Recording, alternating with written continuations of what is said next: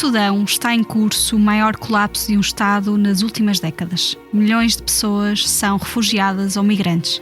Ninguém sabe bem quantas já morreram na guerra. A fome que se vive no terceiro maior país de África poderá vir a ser a maior dos últimos 100 anos no continente. A violência das milícias árabes contra as tribos negras na região do Darfur tem sido selvagem. Apesar de tudo isto, as notícias sobre esta guerra têm sido raras entre nós. Foi isto que escreveu Miguel Monjardino, a 30 de outubro, no rescaldo do assassínio de centenas de doentes e acompanhantes na maternidade saudita da cidade de El-Fasher, no oeste do Sudão. No seu artigo, no Jornal Expresso, o analista Miguel Monjardino chama este conflito civil a sangrenta guerra esquecida. Hoje é até lá que vamos. Sudão, localizado no nordeste de África, um dos maiores países do continente que faz fronteira com 7 países e com o Mar Vermelho. O Rio Nilo também o atravessa, tornando-o estrategicamente importante para as potências estrangeiras. Ao mesmo tempo, o Sudão é um dos países mais pobres do mundo, apesar das suas reservas de ouro. Há dias, imagens de satélite mostraram a dimensão do seu sofrimento. Uma mancha de sangue pode ser vista do espaço. Olá, bem-vindos ao podcast O Mundo a Seus Pés. O meu nome é Catarina Maldonado Vasconcelos e hoje conversarei com 2 convidados.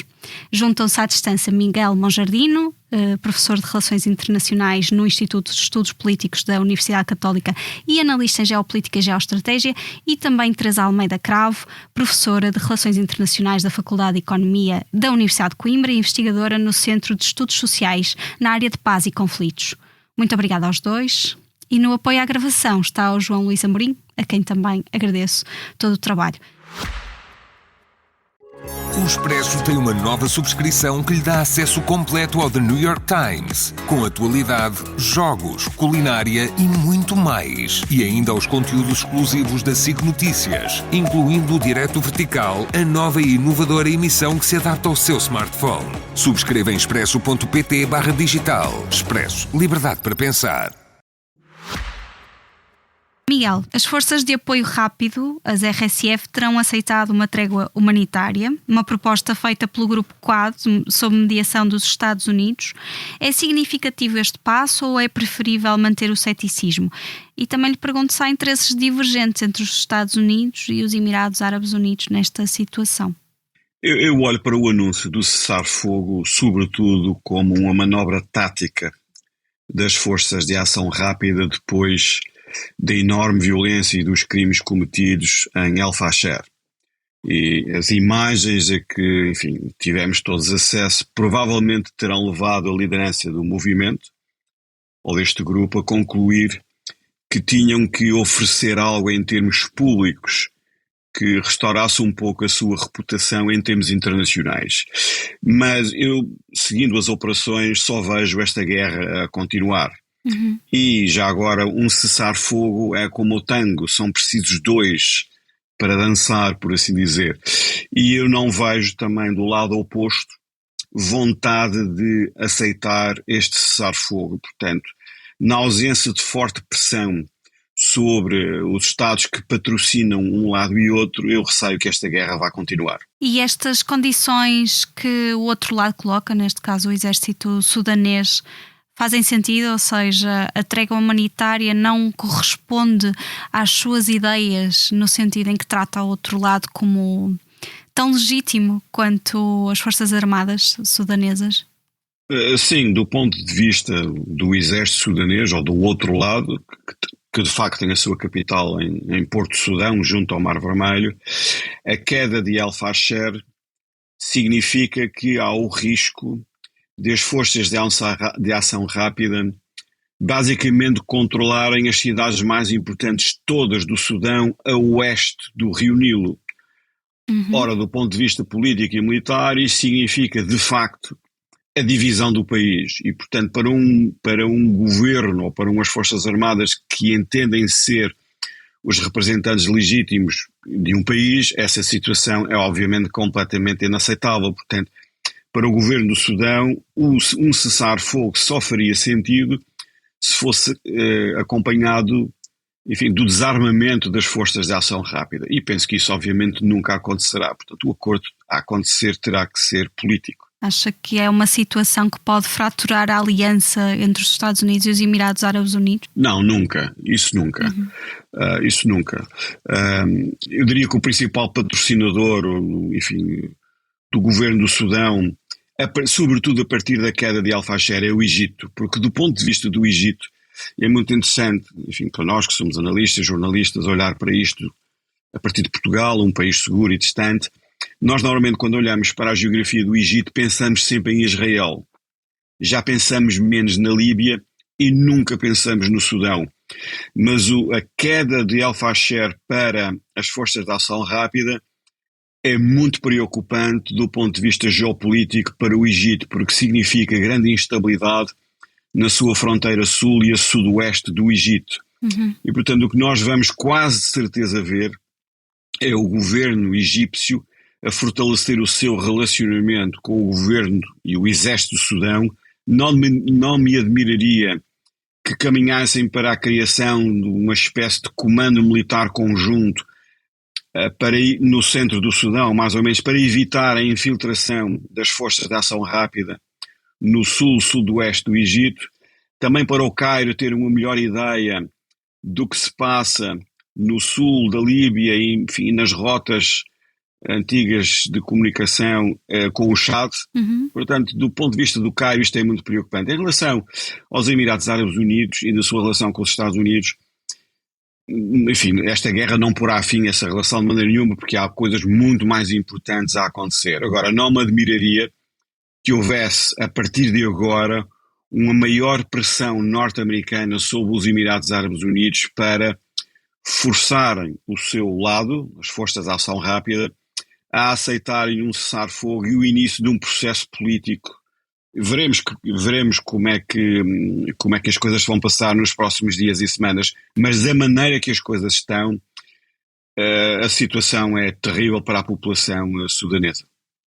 Somos agora obrigados a focar-nos na situação de Al-Fasher. No terreno, a situação é muito vulnerável e cada parte em confronto opera num contexto de vingança e de ajuste de contas. O que significa a tomada de Al-Fasher com o Darfur sob o controlo das Forças de Apoio Rápido, as RSF, e em que ponto se encontra o confronto entre as Forças Armadas Sudanesas e as RSF, e a situação humanitária já agora?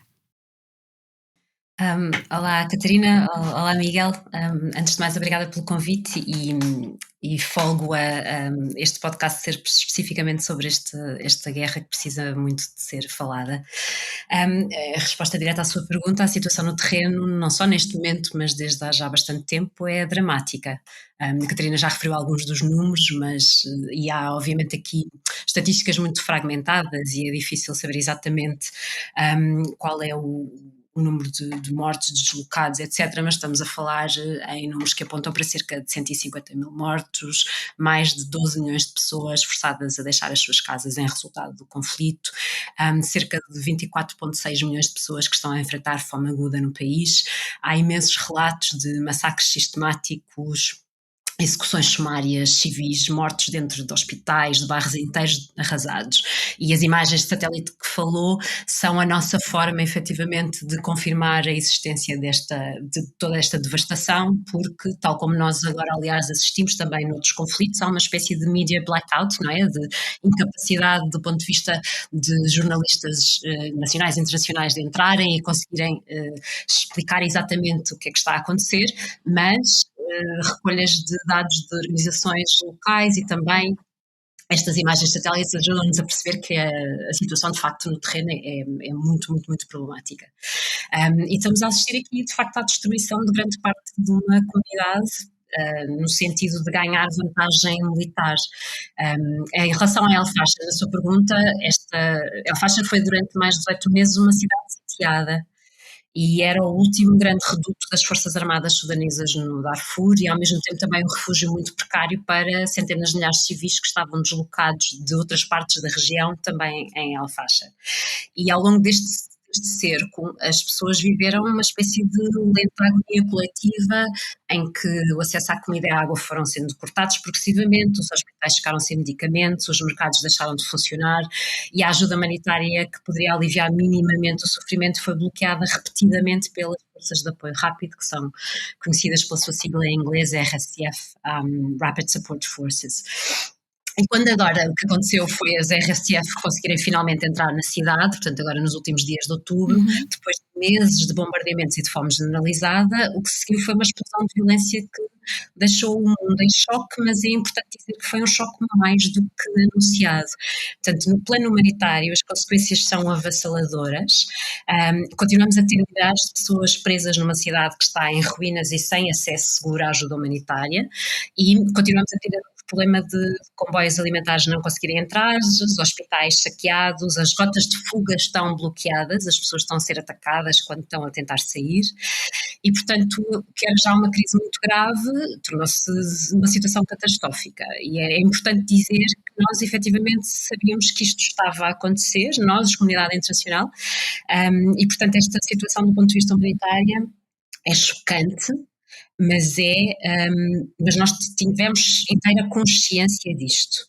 Para responder à sua pergunta mais do ponto de vista de plano militar, basicamente a conquista de Al-Fasher representa aqui a consolidação do controle das RFCF sobre o Darfur, portanto a milícia já controlava várias outras capitais regionais. O Al-Fasher era aqui simbolicamente o último elo de ligação às forças armadas sudanesas à região e portanto há aqui uma perda significativa e uma espécie de desaparecimento da presença do Estado sudanês numa das zonas mais vastas e historicamente também mais instáveis do país. Há claramente do ponto de vista militar uma derrota estratégica e simbólica para o governo em Khartoum, que perde aqui o acesso direto a uma região que ainda por cima é uma região particularmente rica em termos de recursos minerais, em particular o ouro, e o regime de Khartoum fica aqui um pouco isolado na zona do Nordeste. E a vitória das RFF também é aqui uma vitória de natureza política e psicológica, não é? Ao tomar Al-Fasher, estas forças mostram ao país e ao mundo que são capazes de controlar esta região na sua totalidade, que derrotam um exército regular em campo aberto, que conseguem controlar grandes centros urbanos e, portanto, há aqui uma clara demonstração de força que vai ter consequências diretas nas negociações internacionais, do ponto de vista de percepção de quem é que tem o poder real, quem é que consegue efetivamente ter estruturas do ponto de vista de autoridade e de proteção, se chegarmos a essa fase. Portanto, há aqui uma situação bastante de ponto de viragem, parece-me, em relação a esta tomada de El-Shafar de um ponto de vista simbólico, mas também do ponto de vista de um ciclo que pode estar, de alguma forma, a levar a uma situação do ponto de vista de fragmentação. O resultado destes acontecimentos recentes é certamente uma maior fragmentação do Estado. Miguel, não é claro se algum dos grupos armados ou coligações beligerantes que dominam o discurso político do Sudão consegue impor um projeto de Estado legítimo, sustentável, credível. Que forças são estas que se opõem e conduzem os destinos do país? Podem levar a uma nova divisão do território e um Sudão fragmentado tornar-se-ia também terreno fértil para o terrorismo internacional?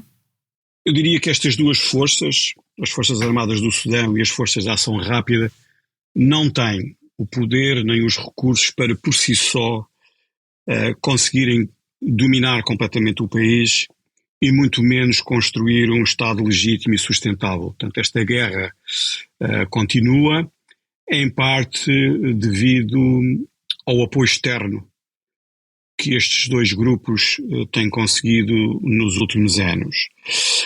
Se pode levar a uma divisão do território? Sim, pode, de facto, como a Teresa acabou de dizer. Já existe, de facto, essa divisão, mas eu gostaria de chamar a atenção que a história do país é trágica e violenta desde 1956 e, por exemplo, em 2011, o Sudão do Sul tornou-se um novo país.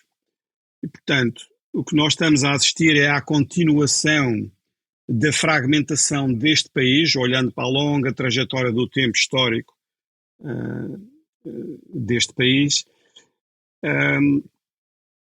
E se esta situação se mantiver, eu diria que nós devemos prestar mais atenção à ligação entre o Darfur, o Chad, a Líbia e a República Centro-Africana, porque cá está, aqui há interesse de muitos outros países, e até podemos fazer uma ligação em relação àquilo que está a acontecer na África Ocidental, no Mali, no Burkina Faso e no Níger, em que a situação desses países é muito difícil.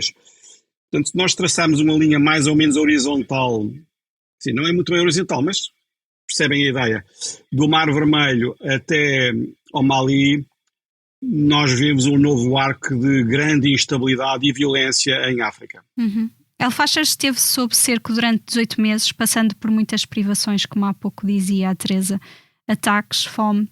A velocidade e a intensidade dos assassinatos imediatamente após a queda da cidade já foram comparadas pelos estudiosos das guerras às primeiras 24 horas do genocídio ruandês. Nestes contextos, Teresa, além do acesso humanitário, que é altamente deficitário, o abuso dos mais vulneráveis, neste caso pelo seu papel de género das mulheres, é algo que se repete e que vemos também no Sudão? Sim, infelizmente vemos o mesmo padrão de abuso em todos os contextos de guerra prolongada. As mulheres e as raparigas são atingidas de forma desproporcional, e no Sudão, particularmente em Darfur e agora em Al-Fashar, isso é evidente e tem sido documentado. Portanto, desde o início da guerra, em abril de 2023, várias organizações internacionais, como a Amnistia Internacional, os Médicos Sem Fronteiras, a Human Rights Watch e, claro, as próprias Nações Unidas, mas também várias organizações locais, têm recolhido testemunhos de sobreviventes, de equipas médicas, e estes testemunhos revelam de facto esse padrão de violência sexual generalizada, cometidas sobretudo pelas forças de apoio rápido, mas não só, é importante também dizê-lo. A representante especial das Nações Unidas para a Violência Sexual em Conflitos, a Pramila Patten, classificou a situação no Sudão como alarmante e potencialmente genocida em termos de violência sexual. E de facto, mesmo aqui quando a Al-Fashar caiu, não é? Nas primeiras 48 horas houve relatos de imensos casos de violação coletiva, e o governo sudanês fala em mais de 300 mulheres assassinadas, dezenas de raptos confirmados. Aqui uma estatística particularmente dolorosa: os Médicos Sem Fronteiras, das pessoas que acolheram, relatam que mais de metade das vítimas atendidas eram menores de 18 anos. Muitas são atacadas quando estão a tentar fugir da cidade, quando regressam para recolher pertences, e portanto houve aqui, e há também relatos de possível escravatura sexual de mulheres que são mantidas em cativeiro. As ativistas sudanesas têm usado uma expressão bastante reveladora, que é: os nossos corpos são os novos campos de batalha. E essa frase resume, não é, o que se passa de forma bastante dolorosa, não é? A violação de género no Sudão e noutros contextos similares tem múltiplas camadas, e é importante nós percebermos isso. Há obviamente uma dimensão pessoal, que é física e psicológica, que é a agressão direta, o corpo como alvo, a destruição da identidade, da autoestima, mas depois há também uma dimensão social bastante importante, que é o do isolamento, da exclusão, do silenciamento, que produz ainda mais vulnerabilidade, nomeadamente à exploração e ao tráfico humano. E há também o facto desta violência generalizada ser intergeracional, ou seja, passa de quem sofre para quem assiste, quem carrega a memória, quem transmite essa memória de geração em geração. Também é importante salientar aqui que há homens e rapazes entre as vítimas, e que há relatos de espancamentos, mutilações e abusos sexuais que são usados também para infligir terror, especificamente destruir a lógica da identidade masculina associadas às forças rivais. E estes ataques permanecem amplamente silenciados devido ao tabu, à vergonha cultural, não é? E, portanto, perpetua aqui um trauma que é raramente conhecido, e, portanto, é importante nós falarmos no impacto desproporcional nas mulheres e nas meninas, mas também é importante falar nos homens e nos rapazes que são alvo destes abusos. E estas camadas vão basicamente alimentando-se mutuamente e criam aqui uma espiral de trauma que é bastante difícil de quebrar. Mas eu queria deixar aqui uma nota, que é de sublinhar que esta violência tem um caráter sistemático, ou seja, é importante nós percebermos que isto não é apenas o resultado de indisciplina ou do colapso da hierarquia, embora haja aqui questões importantes do ponto de vista da hierarquia nas FSR, mas isto é essencialmente um instrumento de guerra. Ou seja, a violência sexual nestes contextos não são crimes isolados, são um mecanismo de controle político e social. Portanto, a violência sexual serve para afirmar poder, serve para impor medo, para desestruturar as comunidades. No caso específico Darfur há um padrão geográfico e social nestes abusos sexuais, elas concentram-se em bairros habitados por grupos étnicos que são considerados próximos das Forças Armadas sudanesas, ou seja, grupos que são considerados hostis às RSF, e portanto há aqui, nomeadamente entre as comunidades Massalit e Fur. Portanto, isto o que mostra é que a violência sexual é usada como uma forma de limpeza étnica e de terror coletivo. Por isso, quando falamos do Sudão e de outras guerras em que a violência sexual é sistemática, ela não pode ser entendida como um efeito colateral da guerra. E é também precisamente por isso que ela deve ser tratada como uma questão central nas discussões sobre paz e reconciliação e não como um tema secundário. Outra questão que é importante falar aqui é que esta tática não é nova. O Miguel referiu há pouco o historial de conflitualidade armada no Sudão e, de facto, em Darfur, nos anos 2000, os Janjaweed, que são milícias que são antecessoras diretas das RSF, usaram também a violação como arma de guerra.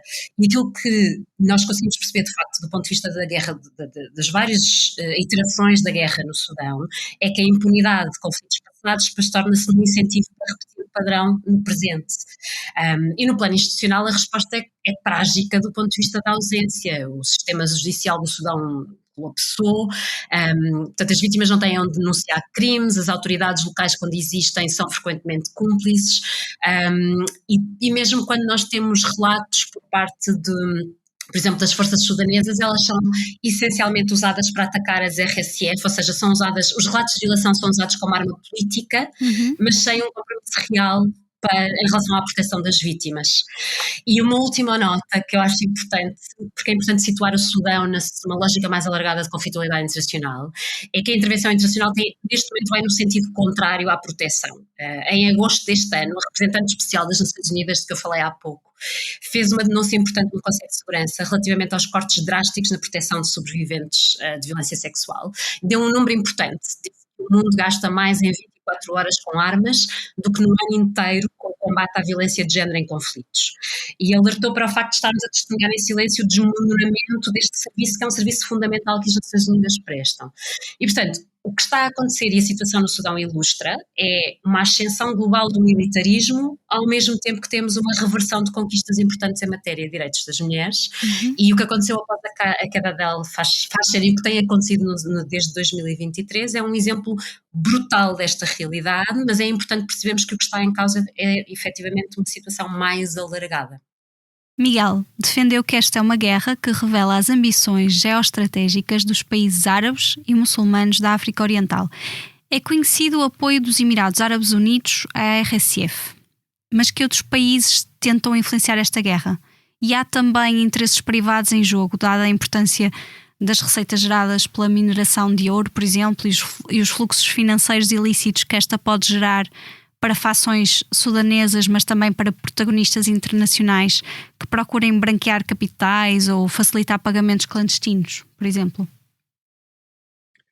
Sim, nós normalmente, quando avaliamos a política internacional em Portugal, quer nas universidades, quer na imprensa, rádios e redes sociais, nós olhamos para a ordem e para a desordem normalmente através do ponto de vista das grandes potências internacionais. E esquecemos que muitas vezes, sobretudo hoje, há outros países, há atores regionais, que também têm interesses e têm agenda em áreas que são consideradas do seu interesse.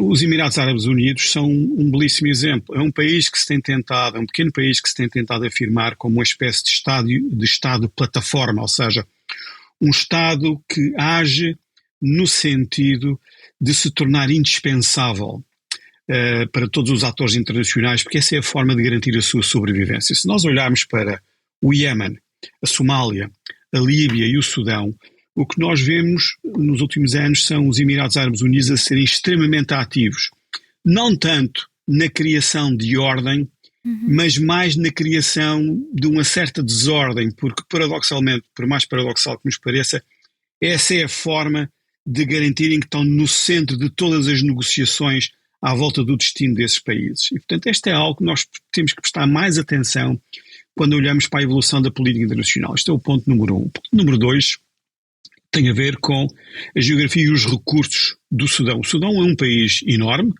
muito rico em água, agricultura, ou seja, tem terra fértil e também em minerais. O ouro é um bom exemplo. E, portanto, do ponto de vista dos Emirados Árabes Unidos, a água e a terra fértil para a agricultura são uma coisa importante para a segurança alimentar de um país com a geografia e o clima dos Emirados Árabes Unidos. Mas também o controle ou a influência de rotas comerciais em direção à África mais profunda também é importante. E daí a relevância geopolítica da cidade de El Fasher, porque no fim de contas é uma antiga linha de comunicação em direção ao Chad, também pode ser em direção à Líbia e também pode ser em direção à República Centro-Africana.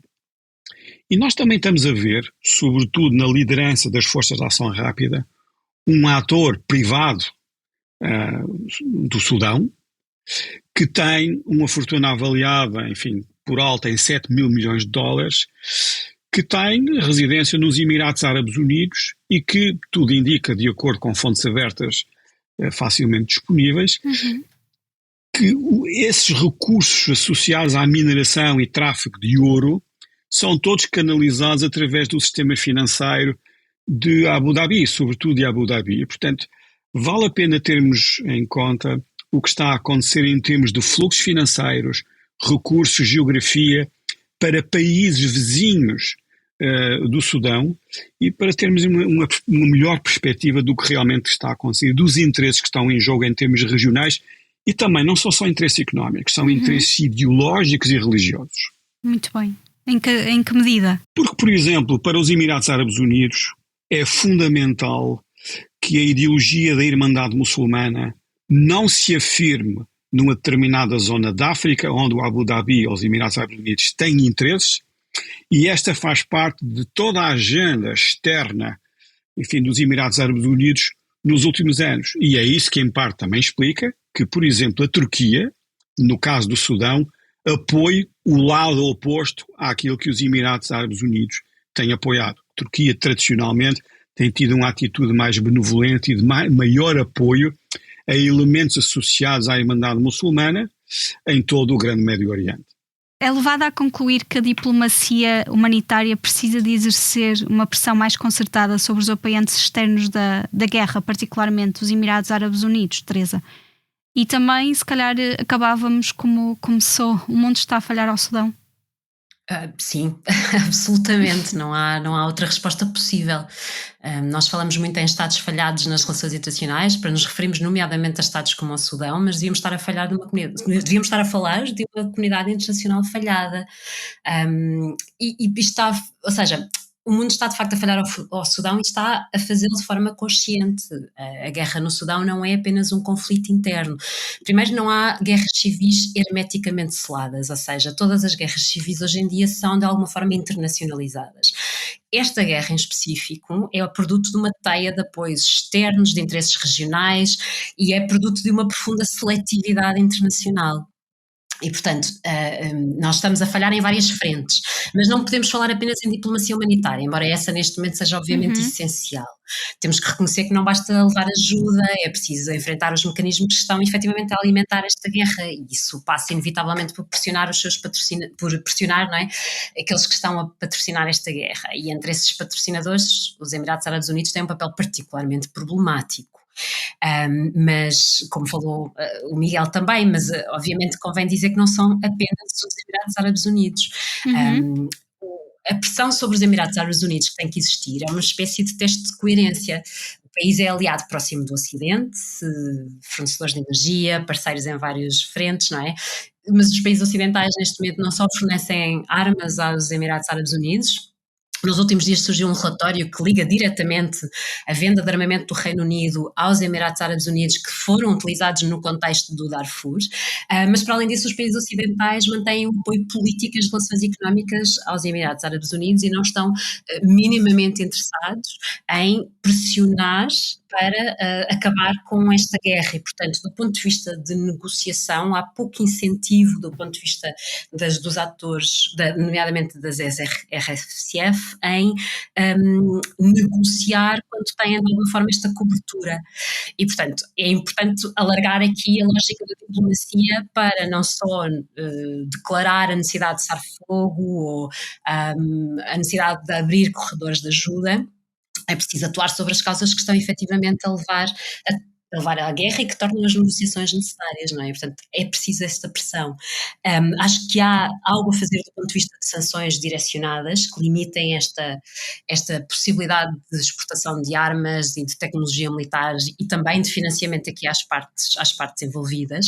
E, novamente, aqui não são só os países ocidentais, a Rússia e a China também, defendendo retoricamente o princípio da soberania, opõem-se a sanções alargadas e ninguém se quer comprometer com uma intervenção real, nem política, nem económica, nem militar. E, portanto, qualquer forma de diplomacia que possa ter sucesso, mesmo com um sucesso parcial, tem que passar pela responsabilização política, nomeadamente em fóruns internacionais, sobre o papel dos Emirados e sobre o papel dos outros países que também estão envolvidos. E também importa aqui falar no papel da União Africana, que tem sido reduzidíssimo, da Liga Árabe, do IGAD, ou seja, é preciso alinhar aqui posições para que a pressão possa fazer algum efeito. Mas neste momento não é isso que nós estamos a assistir. Há aqui uma falta de... Toda a gente sabe o que está a acontecer e ninguém quer agir, essencialmente. E, portanto, todo este sistema está a alimentar a guerra. E não só... Também é importante dizer que o Sudão, não só pela sua localização estratégica, mas também pelo seu historial de conflitos armados, está inserido numa rede de tráfico de armas, de redes de contrabando, em que os países vizinhos beneficiam da instabilidade também desta situação e, portanto, o Sudão é aqui uma espécie de nó num circuito muito vasto de economia de guerra que atravessa as várias fronteiras e que se apoia essencialmente numa rede de cumplicidade internacional. Portanto, atenção àquela visão que aparece depois de forma muito simplista, de que isto são ódios antigos e que não há nada a fazer em relação ao Sudão, porque nós não só somos indiferentes do ponto de vista de um sofrimento a uma escala absolutamente indescritível, como somos cúmplices ativos, ou seja, esta guerra não existe sem todas estas redes de apoio externo e, portanto, aquilo que acontece aqui é uma normalização desta situação e depois também há aqui uma mensagem que é muito perigosa, alargando novamente para a situação de conflitualidade armada que nós temos neste momento e que, segundo as estatísticas, nós estamos com o maior número de conflitos ativos desde as estatísticas de 1946, ou seja, desde a Segunda Guerra Mundial, que o número de conflitos ativos que ultrapassa os 60 neste momento. E, portanto, estamos num pico de militarismo e esta normalização da impunidade é contagiosa, ou seja, o mundo ignora o Sudão e, portanto, envia uma mensagem clara a todos os outros conflitos de que a violência compensa, de que a indiferença neste momento é garantida e este padrão deve-nos preocupar e deve-nos preocupar bastante. Muito bem. Para terminar esta nossa conversa, tenho de fazer a pergunta habitual do nosso podcast. Se pudesse viajar para qualquer lugar no mundo agora, sem qualquer limite de dinheiro ou disponibilidade, para onde iria, Teresa Almeida Cravo? Catarina, eu desta vez preparei-me para esta pergunta aqui no podcast. Já a conhece. Exato, porque então, eu estava a ver, a pensar num local onde eu ainda não fui e que tivesse a ver com esta questão do impacto devastador da conflitualidade armada, mas também da lógica das possibilidades de paz, porque é importante falarmos nisso, e calhou ter lido qualquer coisa online sobre a época das cerejeiras em flor no Japão e pensei que havia algo muito poderoso neste contraste. Eu nunca fui ao Japão, e então aquilo que eu iria escolher como resposta à sua pergunta é especificamente a Hiroshima. A Hiroshima para visitar o Memorial da Paz, que é um museu que não só relata os acontecimentos dos bombardeamentos atómicos de 1945, mas também é um museu pelo que todos dizem que é muito bem feito, que dá voz às vítimas, que preserva objetos, preserva testemunhos, mas também promove diálogos internacionais sobre desarmamento, sobre reconstrução, e portanto Hiroshima aqui é uma escolha profundamente simbólica para quem deseja refletir sobre guerra, sobre paz, sobre responsabilidade global, e esta lógica das cerejeiras em flor é a ideia de que há sempre algo que vai florescendo, mesmo em locais muito marcados pela violência, e que obviamente a memória da destruição é importante, mas também é importante celebrarmos a necessidade de reconciliação e de pensar que a paz pode florescer mesmo nos locais mais inóspitos. Que bonita mensagem, Teresa, obrigada. E o Miguel, para onde gostaria de viajar se não tivesse limites? Eu não sei se responderia da forma que vou responder há uns anos, mas eu agora vivo aqui no extremo ocidental da Europa, nos Açores. Eu se calhar começaria no sul da Europa, iria até ao norte da Europa o mais lentamente possível, para no fim de contas observar, tomar notas e conversar sobre um continente que atravessa uma profunda mudança histórica, quer em termos internos, quer em termos externos. Isto era uma coisa que eu gostaria de fazer para compreender melhor o chamado velho continente na entrada de um novo período histórico que será muito, muito importante para todos nós. Muito interessante a sua reflexão. Com esta mensagem ficamos. Este episódio teve os cuidados técnicos de João Luís Amorim. Agradeço muito aos meus convidados. Obrigada também por terem ouvido O Mundo a Seus Pés na vossa plataforma preferida.